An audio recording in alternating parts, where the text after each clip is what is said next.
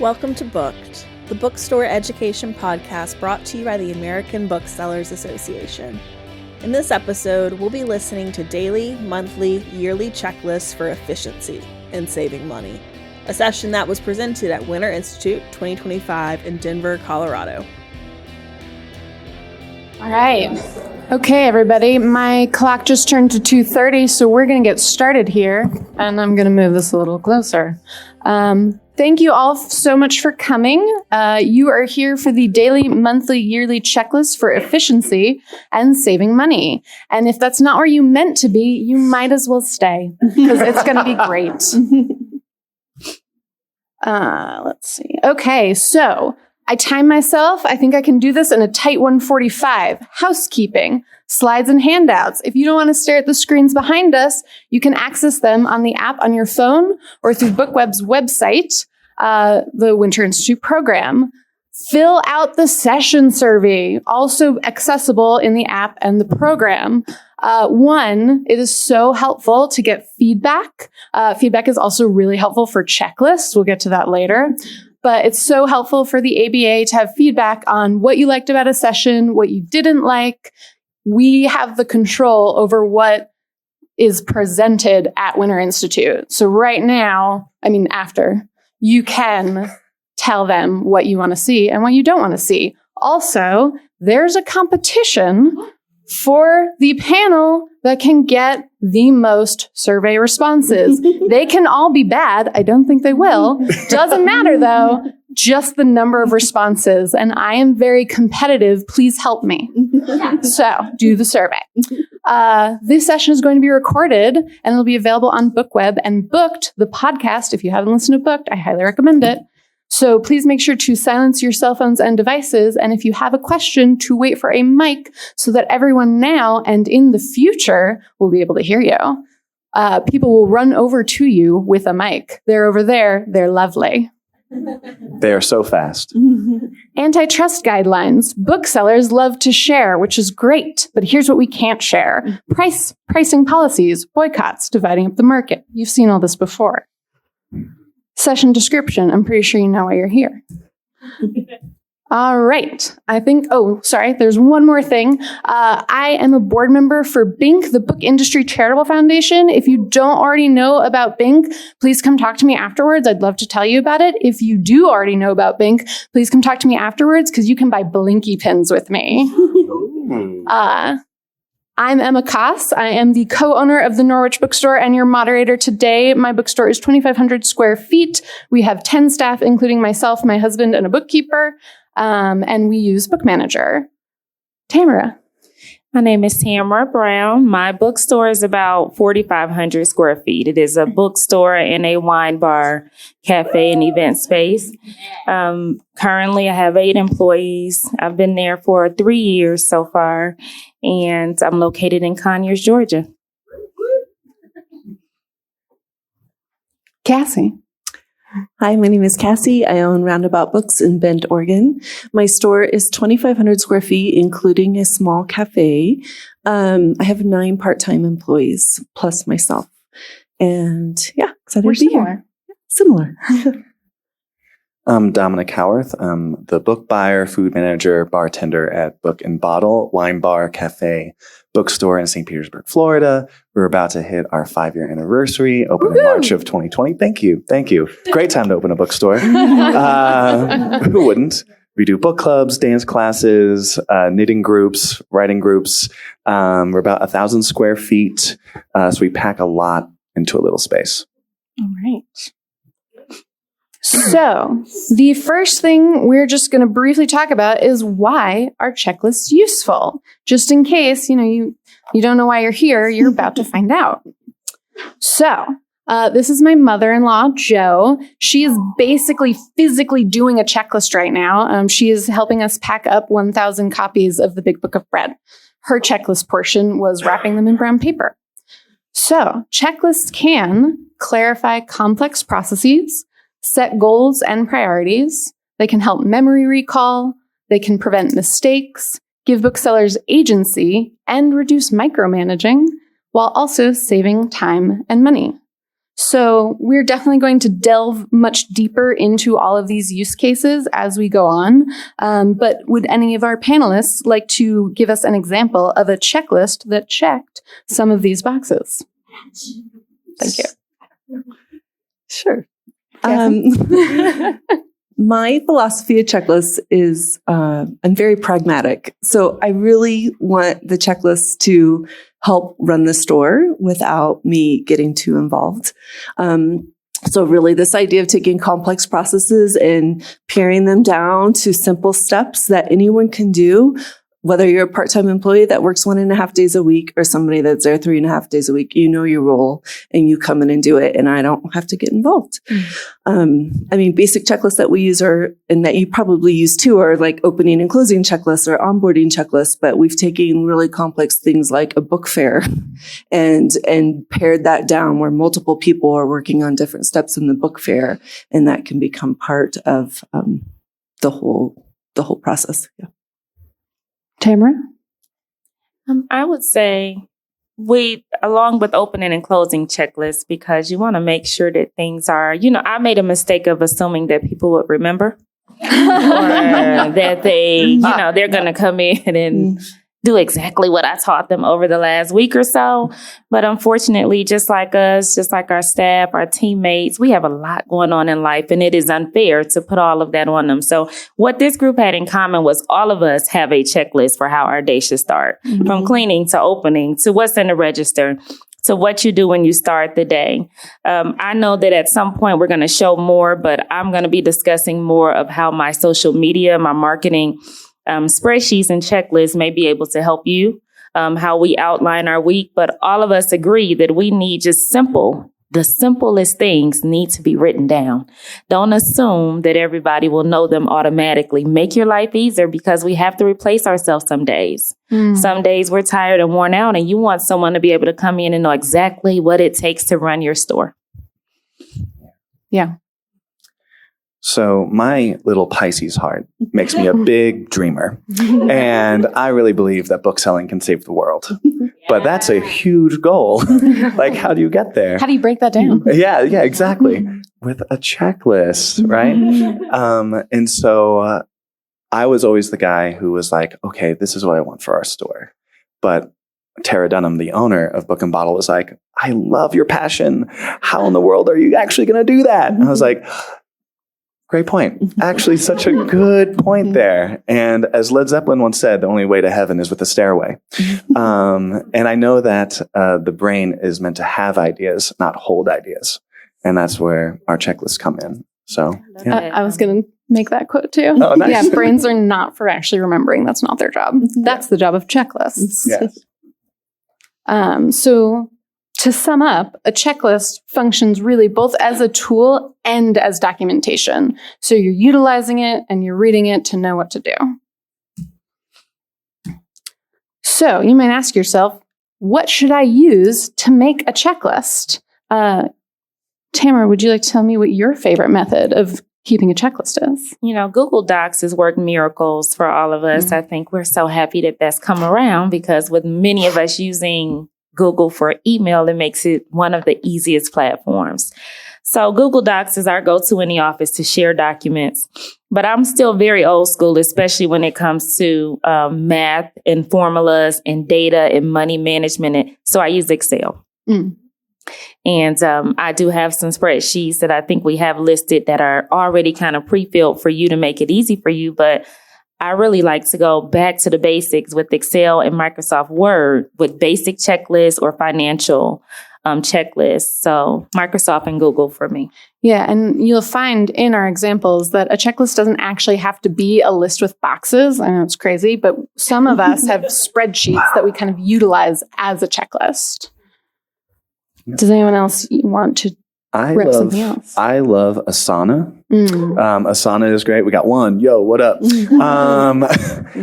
Just for those huge ideas, things that are going to take months and months and months. And what's wonderful is it can be recurring. You can set it monthly. So this especially helps us when it comes to maintaining equipment. And that's a huge way of like saving money. You know, we're a wine shop. And so we have a dishwasher and it has a lot of maintenance and those things are very, very expensive. And so we want to make sure that there's somebody checking that Asana, seeing that it pings up and it becomes this impersonal thing that is like, oh, that's another thing we have to do.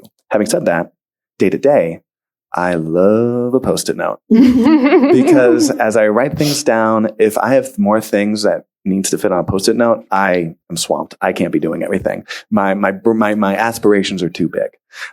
So I write down things when I get in there in the morning on a Post-it note, put it right here on my computer, and I'm able to see and redirect myself as I go on through my day. Cassie, what about you? Yeah, I love a good clipboard. So we use clipboards a lot and Excel spreadsheets a lot. But I want to talk about Trello for a minute. Does anybody here use Trello? Oh, good. So some of you know what I'm talking about. So we use Trello as kind of our digital binder. And so all of our important documents stay on a card in Trello. We use it for everything from your monthly Indie Next nominations, like each employee is required to at least read 2 or 3 books a year that hit an Indie Next deadline. And those nominations get put up on a monthly checklist that we go over at our monthly staff meetings. Another way we use Trello is for my sidelines buyer. She has her own board, and across the top of each board is a card with each month. And then in each month are things that have to be bought: cards, notebooks, peepers, like whatever it is.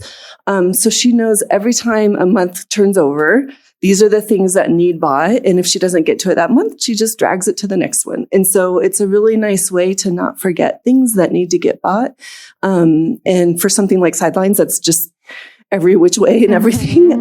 It's really helped us organize just the day to day of like not having to think about what needs bought next. It's already on a list for next month. Yeah. And for those who don't know, Asana and Trello are both apps. Trello is kind of like a Kanban board app, and I believe they're both at least have some free versions. Is that true? Yeah, we use a free version still. We have a question over here. Right, while we're waiting for the mic, I use Notion and Paper. And Notion is also a free digital app that you can use. So that was going to be my question about the paper part, because my staff loves Post-it notes and they're all over the store and they make me crazy. Yes. And they'll start maybe out on Asana. We use Asana. Then there's customers are receiving and they don't know where they've left off. So we have actually gone back to printing a concrete task list so that when they step back behind the counter, they know where they're at. But I would like to know how some of you manage that. I had to say hard no on Post-it notes. I hide the Post-it notes, actually. Yeah, there were Post-it notes everywhere, and I kept saying, "Please get rid of them." And I finally just started taking them away.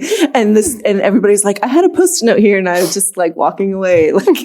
And it basically anything that started on a Post-it note ended up on a daily checklist or something else. But at first, it was really nice, and then it was just like because they ended up, as you know, they're just everywhere and you lose stuff and it's hard to like have a step by step.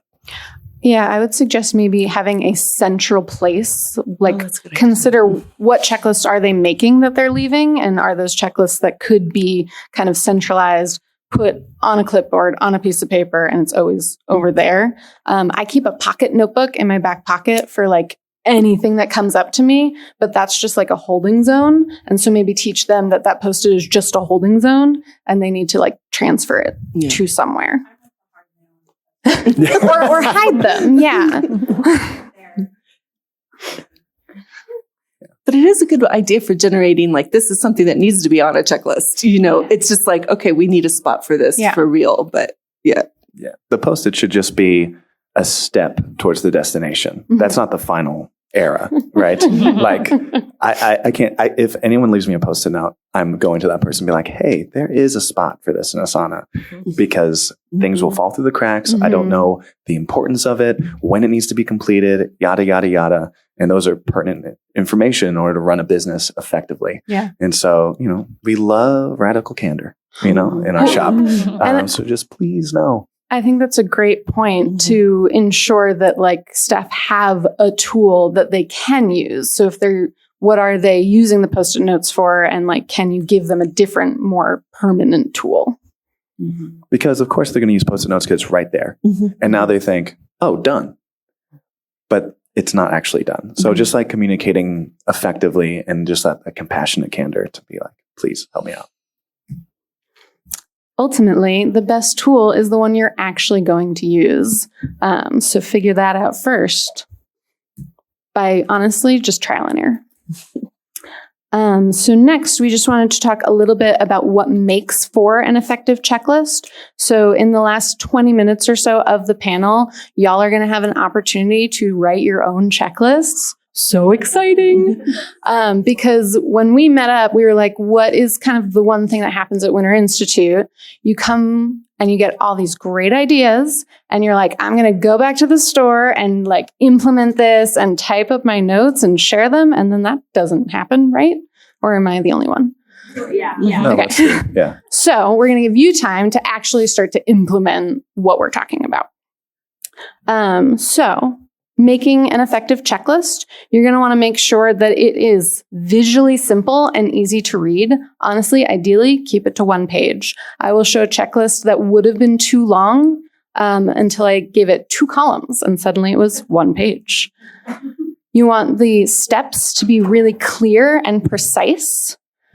You want to test it out in the real world. A checklist does not exist in a vacuum. It is great to give to your staff or use on yourself and be like, this is not the final documentation. Like, please give me feedback on how well this works or doesn't work. So with that, a willingness to review and revise. And finally, you want to understand that a checklist is not a comprehensive how-to guide. That is an SOP, something I'd also love to talk to you about. But a checklist is actually a quick and simple tool that is just aimed to help you support your or your bookseller's skills. So you might write an SOP and then like take all that info and just like dial it down into a simple checklist. Anyone want to add effective checklist tips that we didn't cover?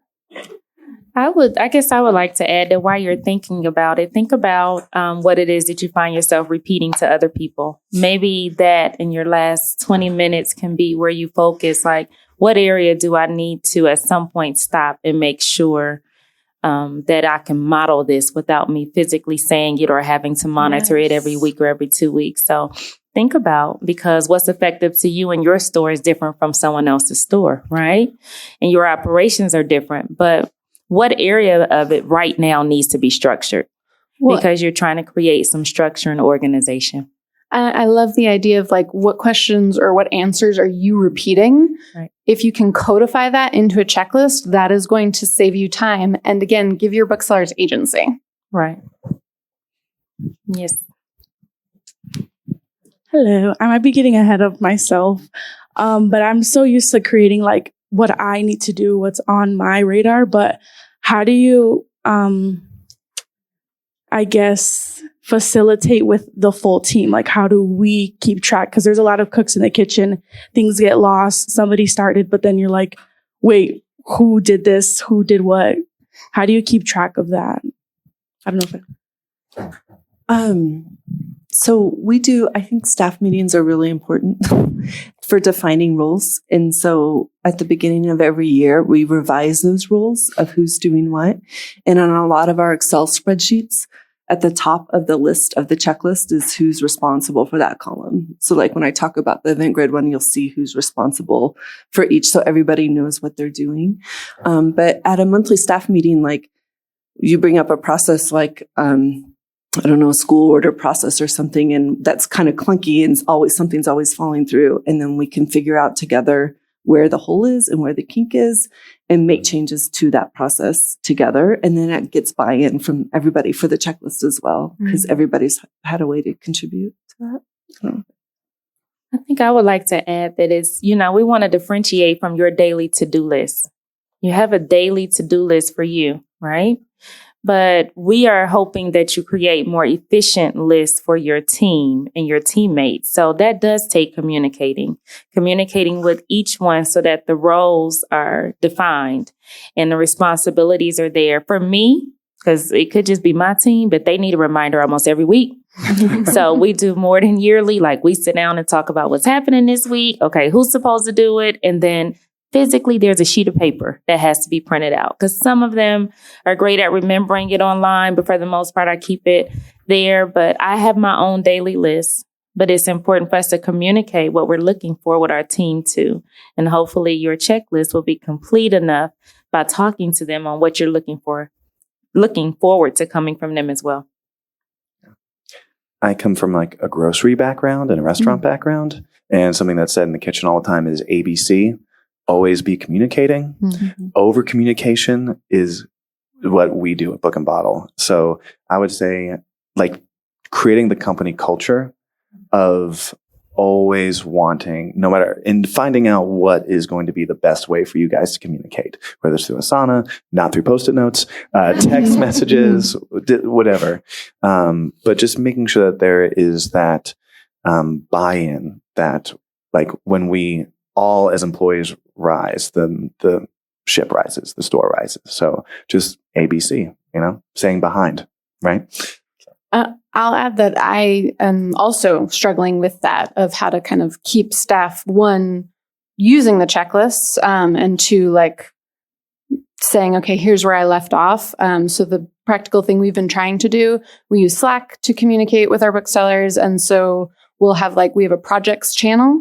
And then I'll post the project. Here's what it is. And I ask people to check off with a little emoji when the project is started or done. But convincing people to use a checklist, it can be kind of a challenge. So our three main tips for that are make sure they know what the checklist is for. What's the goal of the checklist? Why is it important? Make it physically accessible. You want it to be where they are. So I have a weekly checklist of tasks that have to get done Monday through Sunday. It was taped on a shelf behind the cash wrap. You couldn't actually check it off because there was nothing hard behind it. So I moved it to a clipboard in the same place.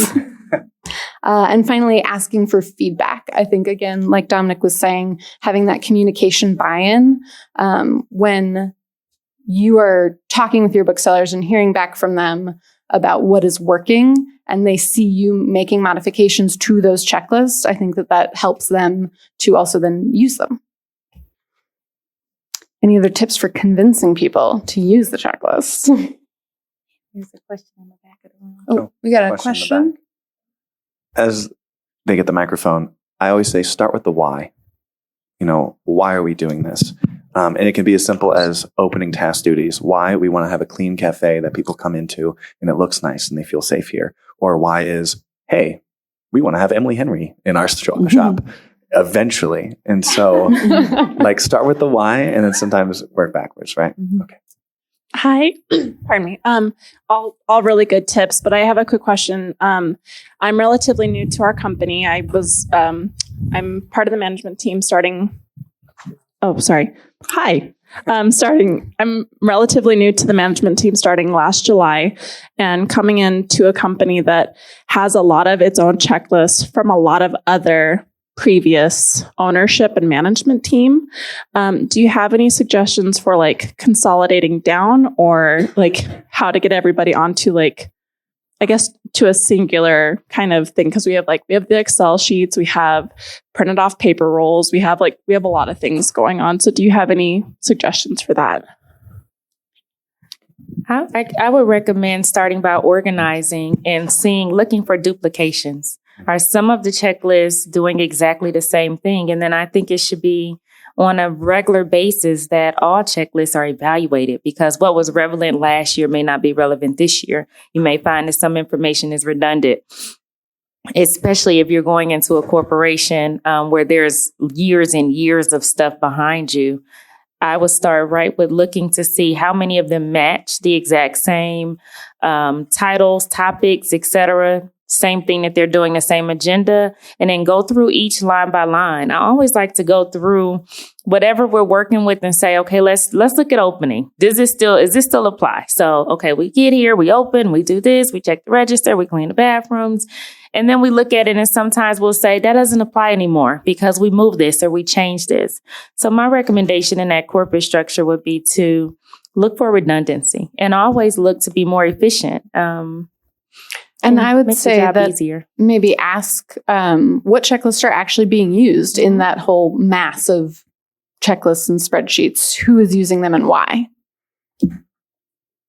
And try not to have it be too personal, right? Because people are like, wait, that was my checklist. Why are we changing that? What the heck? So the whole point of the checklist is that it's impersonal. We're coming to it at it from no ego, hopefully, right? So if you approach it that way, we can hope to consolidate and do whatever is best for the business. All right. Now we're going to take some time to show off our checklists. Here's a list of generally what can you use checklists for. You have access to this panel deck. So you can click anything that is in a color. You can click on it and see the orange ones are the ones that ABA has created that you have access to use as a template, which is super helpful. Thank you, Lee. And the blue ones are ones that we have created. So we are going to start with Cassie, who has an event grids checklist. I know this is called an event grid, but we really use this as a checklist. Our events we have a lot of different people working on them. So I have an event manager whose primary job is to book events, manage a schedule, get people on board. But then my event manager sends an email out to the whole staff that's like, here's a new event, and gives all the details and all the information. But my event manager does not write press releases, and she does not create digital content, and she does not do social media. So like all these different jobs go into getting an event booked to finished. And so this is what this spreadsheet does. I call it a checklist because I require that every box is filled by a certain date. So I don't have to watch it, but I say by the 7th of every month, everything through this column has to be done for the following month, so that we know that we're ahead, or everything has to be scheduled. And so all I have to do is glance at this grid and know if something's not done. And honestly, it's been probably 2 years since something hasn't gotten done. Like my staff just knows, like they just know what their job is.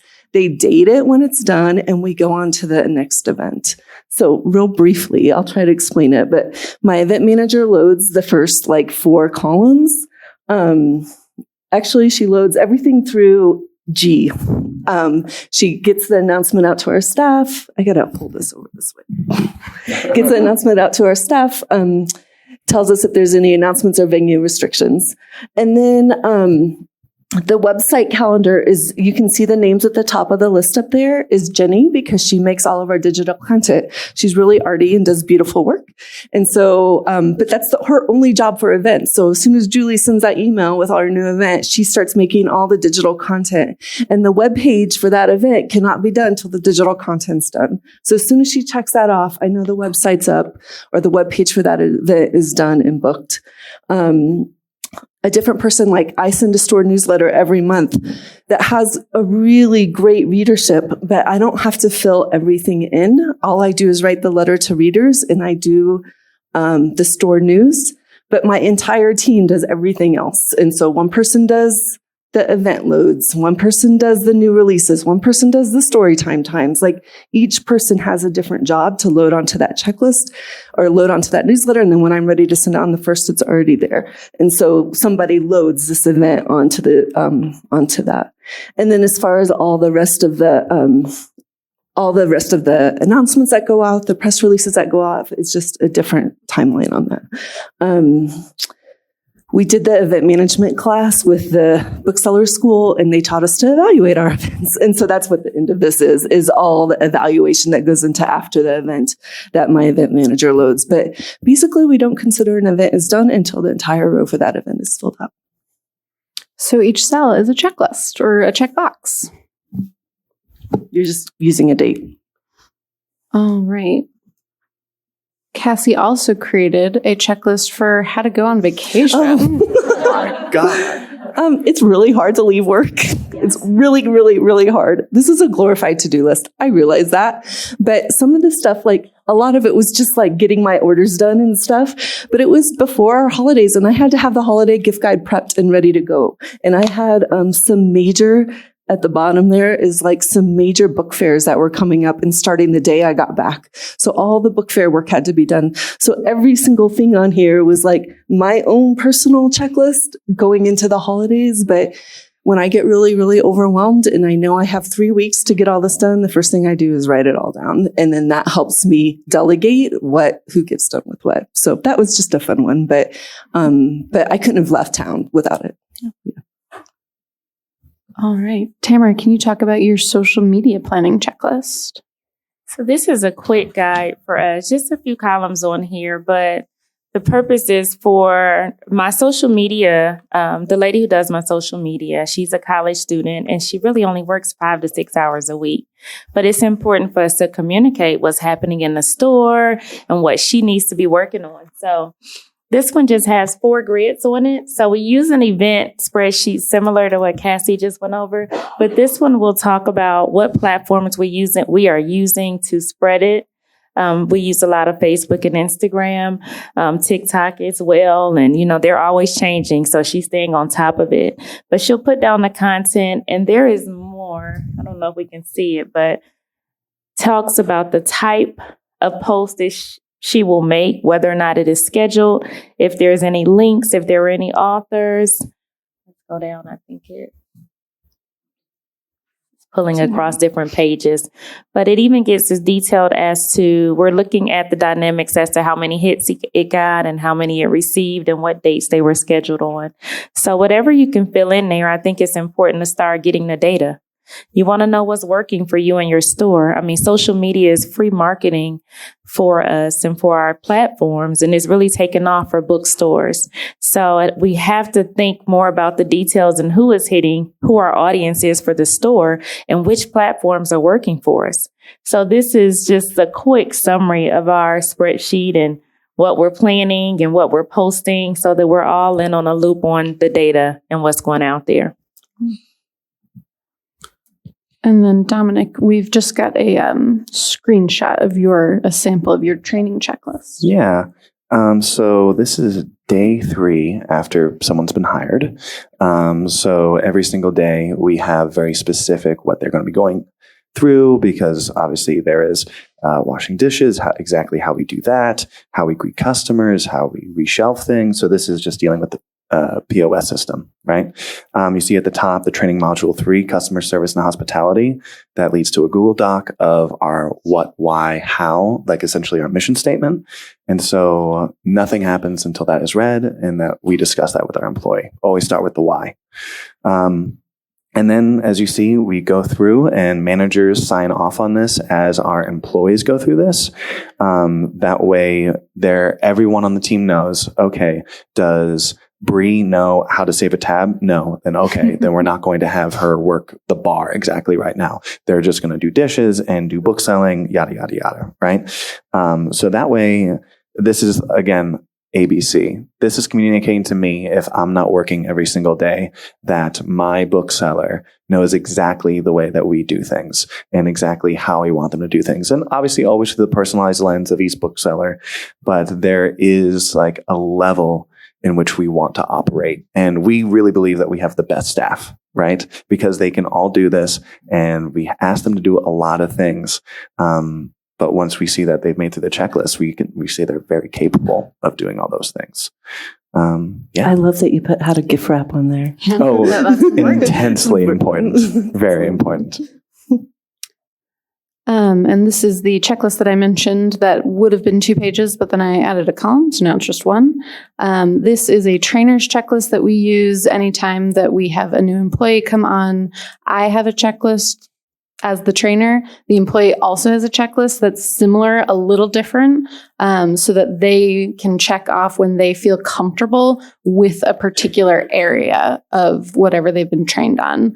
I stole that idea from Elliott Bay. When you work at Elliott Bay, you get a little booklet. I couldn't figure out how to print it as a booklet. So they just get a 1-page checklist. But basically, as soon as you feel confident on a thing, you can check it off. What I find really helpful about that for training purposes, the checklist for me makes me see, okay, did we cover this?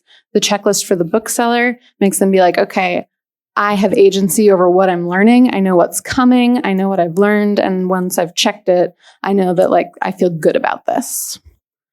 I sometimes have sub checklists to kind of explain what I often miss. So when I'm doing a store tour, I want to make sure I specify every section, where those sections overstock are, what overstock is, and where we keep our supplies. Those are kind of like the 3 things that I might miss if it wasn't on this checklist. Can I add, Emma, that I just want to remind everybody that everything needs to be described. Mm-hmm. Don't assume that they know anything. Assume you have to write everything down, and everything needs to be checked off. So those sub-checklists could be really important because you may need to describe a backlist or where this is stored or even how to mail something. I found out that doesn't come. Everything is not necessarily common for everyone. So yeah. And that's a great use for the SOP that then might feed into your checklists. Right. We've been talking a lot about checklists that we make for other people. This is an example of 2 checklists I use for myself. So when I am going through a order for backlist, these are kind of the things that I am looking for, the 7 things that I want to make sure I look at before pressing P to process that order. When I use do front list ordering, I want to ensure that I've actually reviewed the catalogs, reviewed a tag that indicates I need to look in our POS system, which isn't actually IBIT anymore, but I still use that tag. I have to do all of these things before I can actually send in my order. So, everything can become a checklist. Anything that you feel like I'm not going to remember all these steps, make it into a checklist. All right. Oh, we've got a question over here before we start creating your own. But get those pens and papers or computers out. So this question, is this working? Yes. Can people hear me? Okay. Checklist. Know how to work the microphone. So maybe it's just me, but a really basic checklist that I feel like I could use is like, what do I need to do? I'm a small store, so it's like mostly me, but daily, weekly, monthly, yearly, right? Because I feel like I'm missing some of those super basic things. Like I hear people here talking about, when we do X, and I'm like, oh, I'm supposed to do X. So if anybody on the panel or here has that, I would love it if they would share it with me. So I would say I've got a weekly checklist for the store. It's going to be pretty different, like for everyone, right? But my suggestion for creating your own from scratch, if you have to, is to kind of pay attention to what you are doing every day. And instead of making a checklist, just like keep notes. What do I always need to do on Mondays? What comes up a lot for me the first week of the month? And then gather those notes into a checklist. I was going to say that I don't mean to keep advertising the bookseller school, but I did the operations one, and they do a whole day that's just daily, weekly, monthly, quarterly tasks. And I came away with a calendar. If you give me your email, I'm happy to send that to you at some point. But there's actually a calendar of things to think about between quarterly orders and holidays to daily. Like I have to get this done every day, no matter what. That also reminds me that the ABA has it's called a calendar. It's not like a Google Calendar, but it's basically a checklist of I think it comes out monthly or quarterly. That is kind of like seasonal, like things to think about. I especially love the one that they send out before the holidays. Just kind of good, solid reminders about what we should be doing before the holidays really kick into high gear. Got another question? They also have like a marketing calendar on ABA's on BookWeb. Marketing calendar. Yeah, and all these resources can be found on BookWeb. Super granular, but does anybody have an efficient checklist for managing backlist promos? Because I feel like I'm not taking advantage of them. I just keep missing them. And I I'm do. not, thank you. I knew it was going to be you, Emma. Okay, I'll email you later because that's where I feel Emily, like I'm missing so Thank much you for money. asking because Emma, you need to share that with all. So Share it with everyone. Like, I've been buying for 10 years and I'm like, I just cannot get a handle of it. I'm constantly missing the promos. Anyway. It's not exactly a checklist, but what I use is I basically have I guess it is kind of a checklist. It's in a spreadsheet. It's in Notion, but it looks like a spreadsheet. I have a list of all the publishers I order from. I've got a column for the last date that I ordered, and then I have a column for current promos. And anytime a publisher emails me about a promo, I put it there. And then I have another column that tells me when to expect these promos. Because if you pay attention, they kind of come on a regular basis. And so if I'm thinking, I want to place this big order, last year, right around this time, but in a couple weeks, MPS had a promo, so I'm going to wait. So it's just like 4 columns. Can I add one thing? I put my backlist promos in Trello. So I have a whole column at the top that's backlist promos, and then each promo has its own card. So it'll say like HarperCollins backlist, and it has a due date. I alternate weekly restock orders with one other person in my store. And then before we transmit those orders, our job on the checklist is to go see if there's any promo codes and put them in. So, and then if you add the due date, you know when it falls off. Oh, it's March 31st. That one's over. You just delete the card and add the next one. Yeah. And on my front list, backlist buying checklist, there's a little checkbox that says look for promos. Yeah. In Asana, we have a vendors page. And under that, if it's HarperCollins, all the information, all my sales reps, so on and so forth, you can put a subtask within that. And so I'll put in like the promo and I'll have it become a recurring task. So it's every week. So it's at the top of my list. And I'm placing something with HarperCollins or whoever every single week. And so it's just there in my view. And that way I can see if it's applicable, amazing. If not, cool. And then I can just delete it when it's not applicable anymore. Yeah. All right. So we would love to encourage you to take some time to create your own checklist. We've got about 20 minutes left. We will also have folks roaming around while you're writing. So if you do have a question, our panelists will be available to you, or you can come up to us.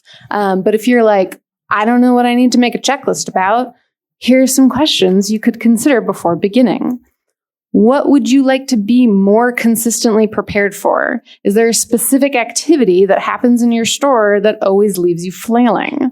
Is there a recurring issue in your work or your store that feels really complex, but could potentially be broken down and clarified into smaller steps, making it feel less scary? Is there a project or a routine where important steps are regularly missed?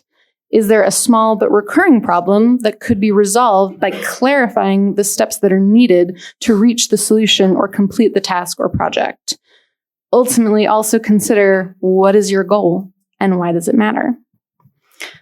Before you write your checklist, I can't believe I haven't yet talked about the Checklist Manifesto by Atul Gawande. It's awesome. Really good book. On audio, it's just like 6 hours. You could listen to it on the plane ride home. He is so smart. He will explain to you why checklists save lives. And he taught me that there are basically 2 types of checklists. A redo checklist is a checklist that you need to look at and complete. Like you do the thing, you check the box. So those are really good when you need to do something in order. A do confirm checklist is typically used more for performing something from memory or experience that you just want to confirm that you've done all the things. So that backlist checklist for me, those things don't have to happen in a certain order. So that's a do confirm checklist. I think it can be really helpful to conceptualize, is this a checklist that I need to do step by step, or is it a checklist where I just need to make sure everything got done? So you've got 5 minutes to think about what area in your store could benefit from a checklist. If you're not sure where to begin, we have a checklist for you. Shock. Start at the beginning. What's the first step that needs to be completed? Start at the end and work backwards. What will this project or task look like once it's completed? Start in the middle. This is my favorite. Write down any and all steps that could possibly be relevant and then organize them later. Go. We'll be walking around like little school teachers if you need us. It's not working. All right, folks. That was, believe it or don't, 5 minutes. But don't worry.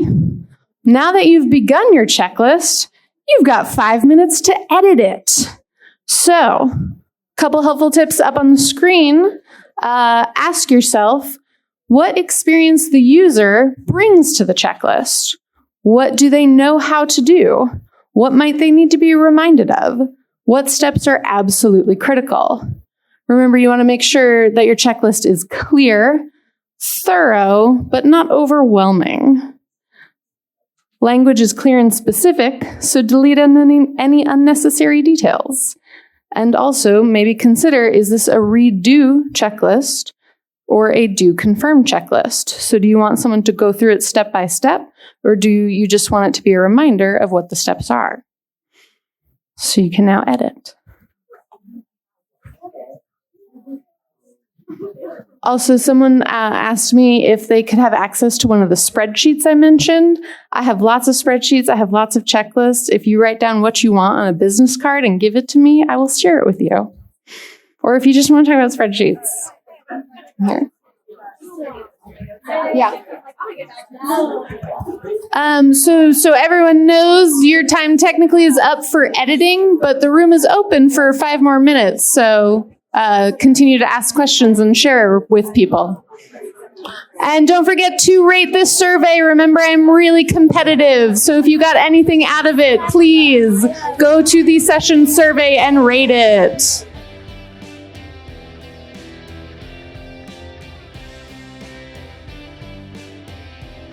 Thank you for listening to Booked, the bookstore education podcast brought to you by the American Booksellers Association. Don't forget to subscribe to the show on your favorite podcast app. Additional educational resources can always be found on the ABA site at www.bookweb.org. Happy reading!